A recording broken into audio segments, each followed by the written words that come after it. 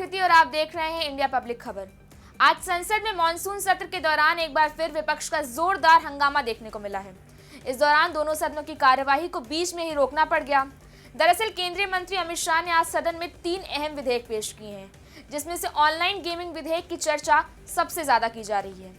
आइए जानते हैं इस ऑनलाइन गेमिंग विधेयक के बारे में इस रिपोर्ट में। दरअसल आज लोकसभा में पेश हुए ऑनलाइन गेमिंग विधेयक के तहत पैसे से खेले जाने वाले ऑनलाइन गेम पर प्रतिबंध लगाया जाएगा। इसका मकसद इन गेम्स की लत, धन शोधन और वित्तीय धोखाधड़ी की बढ़ती घटनाओं पर अंकुश लगाना है।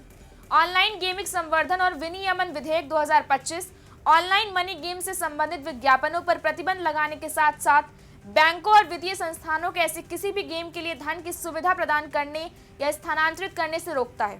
सदन में विपक्षी सदस्यों के विरोध के बीच इलेक्ट्रॉनिक्स और सूचना प्रौद्योगिकी मंत्री अश्विनी वैष्णव की संक्षिप्त टिप्पणी के बाद विधेयक को विपक्ष के हंगामे के बीच ही पारित कर दिया गया। विधेयक पारित होने के बाद लोकसभा की कार्यवाही दिन भर के लिए स्थगित कर दी गई। आपको बताते चलें कि विधेयक सभी ऑनलाइन सट्टेबाजी और जुआ गतिविधियों को गैर कानूनी घोषित करता है। ऑनलाइन फैंटेसी खेलों से लेकर ऑनलाइन जुआ, पोकर, रमी और अन्य कार्ड गेम और ऑनलाइन लॉटरी तक इस बिल के कानून बनने के बाद अवैध हो जाएंगे। संसद के दोनों सदनों की ओर से विधेयक पारित हो जाने के बाद ऑनलाइन मनी गेमिंग की पेशकश या सुविधा प्रदान करने पर 3 वर्ष तक की कैद और 1 करोड़ रुपए तक का जुर्माना भी हो सकता है। यही नहीं, बार बार दोषी पाए जाने पर और भी ज्यादा कड़ी सजा का प्रावधान है, जिसमें 3 से 5 साल तक की जेल और अधिक जुर्माना भी शामिल है। हालांकि ये विधेयक ऑनलाइन मनी गेम्स खेलने वालों को अपराधी नहीं मानता, बल्कि उन्हें पीड़ित मानता है। इसके अलावा विधेयक में एक वैधानिक नियामक प्राधिकरण की स्थापना की भी बात कही गई है। इस प्राधिकरण के पास ये निर्धारित करने की शक्ति होगी कि कोई गेम ऑनलाइन मनी गेम के रूप में योग्य है या नहीं। सभी प्लेटफॉर्मों को प्राधिकरण की ओर से निर्धारित नियमों का पंजीकरण और पालन करना होगा। विधेयक एक ऑनलाइन मनी गेम को एक यूजर की ओर से शुल्क का भुगतान, धन या अन्य दांव जमा करके धन या अन्य दांव के बदले में जीतने की उम्मीद में खेला जाता है, भले ही ऐसा गेम कौशल, मौका या दोनों पर आधारित हो। बता दें कि सरकार की ओर से प्रस्तावित इस विधेयक में स्पोर्ट्स और आकस्मिक मनोरंजन या कौशल आधारित गेम्स के प्रारूपों को मनी गेम नहीं मानने की भी बात कही गई है। हालांकि इनमें मॉनेटरी स्टेक्स यानी पैसे देकर शर्त लगाना शामिल नहीं होता है। अधिकारियों की माने तो कानून का उद्देश्य इस क्षेत्र में खंडित विनियमन को दूर करना और जुआ, वित्तीय शोषण, मानसिक स्वास्थ्य जोखिमों और मनी लॉन्ड्रिंग जैसी अवैध गतिविधियों से जुड़ी चिंताओं से निपटना है। विधेयक में कहा गया है कि इस क्षेत्र में वैश्विक प्रतिस्पर्धा नवाचार को बढ़ावा दे सकती है और भारतीय स्टार्टअप के लिए अवसर प्रदान कर सकती है।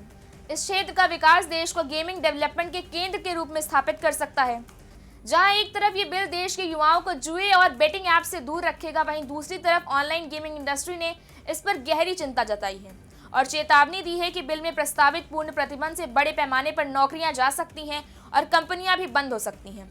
गृह मंत्री अमित शाह को लिखे गए एक संयुक्त पत्र में all India gaming federation AIGF, ई गेमिंग फेडरेशन EGF और federation of India fantasy sports FIFS ने कहा है कि ये विधेयक 2 लाख से ज्यादा नौकरियों को खत्म कर देगा, 400 से ज्यादा कंपनियों को बंद कर देगा और एक डिजिटल इनोवेटर के रूप में भारत की स्थिति को और भी कमजोर कर देगा। उन्होंने आगाह किया कि वैट प्लेटफॉर्म बंद होने के लिए मजबूर होंगे, जिससे करोड़ों यूजर्स अवैध मटका नेटवर्क, ओवरसीज जुआ साइट्स और अनियमित ऑपरेटरों के पास चले जाएंगे।